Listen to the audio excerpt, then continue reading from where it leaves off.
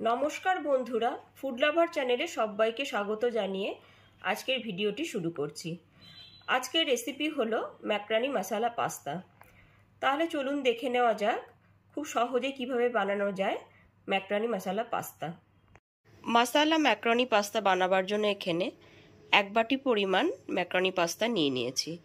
আপনারা চাইলে পরে যে কোনো টাইপের পাস্তাটা দিয়েই রেসিপিটা তৈরি করতে পারেন। গ্যাসের ফ্লেমটা অন করে একটা সসপ্যান বসিয়ে তাতে 1 লিটার পরিমাণ জলকে গরম হতে বসিয়ে দিয়েছি। জলটা এখানে খুব ভালো মতন গরম হয়ে গেছে। এবার পাস্তাটাকে দিয়ে দিলাম। পাস্তাটা দেওয়ার পর 1/2 টিস্পুন মতো লবণ দিয়ে দিলাম। আর দিয়ে দেব সামান্য পরিমাণ তেল। 2 মিনিটের বেশি পাস্তাটাকে বয়েল করব না।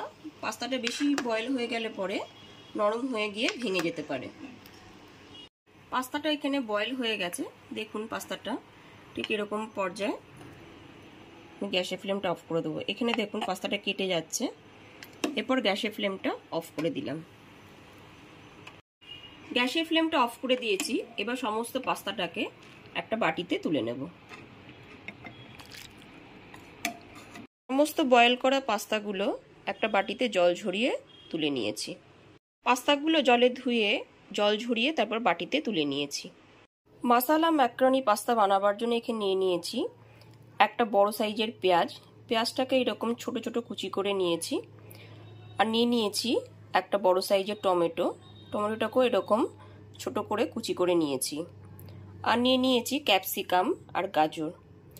এখানে 1/2 কাপ মতো ক্যাপসিকাম আর 1/2 কাপ মতো গাজর নিয়ে নিয়েছি। গাজর আর ক্যাপসিকামটাকে এরকম ছোট ছোট করে টুকরো করে নিয়েছি। এবার গ্যাসের ফ্লেমটা অন করে একটা কড়াই বসিয়ে দিয়েছি। আর তাতে দিয়ে দিলাম 2 টেবিল স্পুন বাটার। বাটারটা এখানে মেল্ট হয়ে গেছে।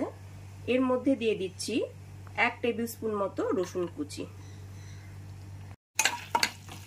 30 থেকে 40 সেকেন্ড ধরে রসুন কুচিটা হালকা করে ভেজে নেব। এরপর এর মধ্যে দিয়ে দিলাম 1/2 টেবিল স্পুন মতো কাঁচা লঙ্কা কুচি।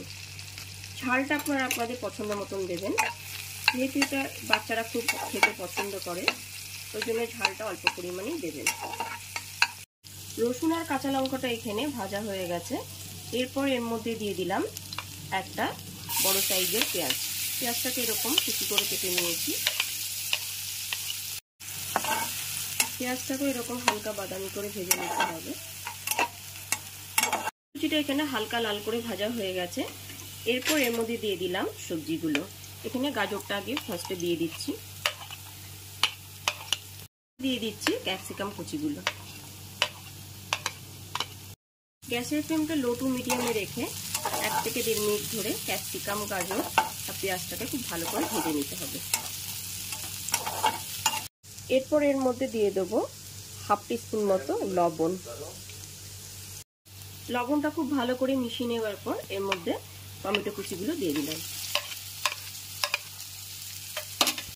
টমেটো কুচিটাকেও গ্যাসের ফ্লেমটা লো টু মিডিয়ামে রেখে 1 থেকে 1.5 মিনিট ধরে খুব ভালো করে ভেজে নিতে হবে। পেঁয়াজ, টমেটো, গাজর আর ক্যাপসিকামটা এখানে খুব ভালো মতো নরম হয়ে গেছে। পেঁয়াজ, টমেটো, গাজর আর ক্যাপসিকামটা খুব ভালো মতো ভাজা হয়ে গেছে আর নরমও হয়ে গেছে। এরপর এর মধ্যে দিয়ে দিলাম 4 টেবিল স্পুন টমেটো কেচাপ।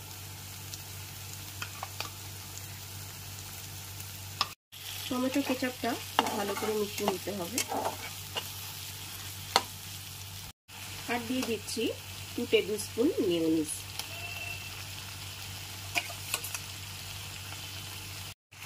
মেয়োনিজটা খুব ভালো করে মিশিয়ে নিতে হবে। গ্যাসের ফ্লেমটা লো টু মিডিয়ামে রেখে মেয়োনিজ আর টমেটো কেচাপটাকে খুব ভালো করে 1 থেকে 1.5 মিনিট ধরে মিশিয়ে নিতে হবে। মেয়োনিজ আর টমেটো কেচাপটা খুব ভালো করে মিশিয়ে নেবার পর এর মধ্যে দিয়ে দিচ্ছি চিজ। 2টো চিজ এখানে দিয়ে দিলাম। চিজটাকেও খুব ভালো করে মিশিয়ে দিতে হবে।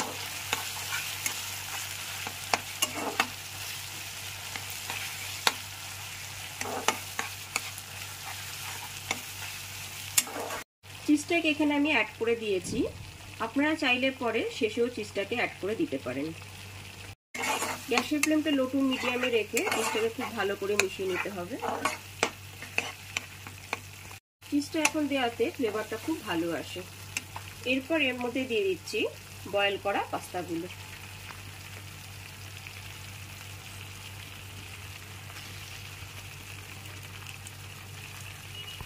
পাস্তাগুলো খুব ভালো করে মিশিয়ে নিতে হবে।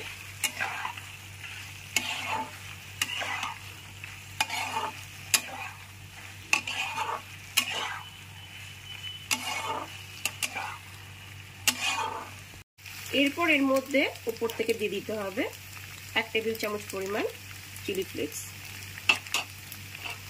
আর দিয়ে দিলাম 1 টেবিল চামচ পরিমাণ অরিগেনো। এইবার খুব ভালো করে মিশিয়ে নিতে হবে।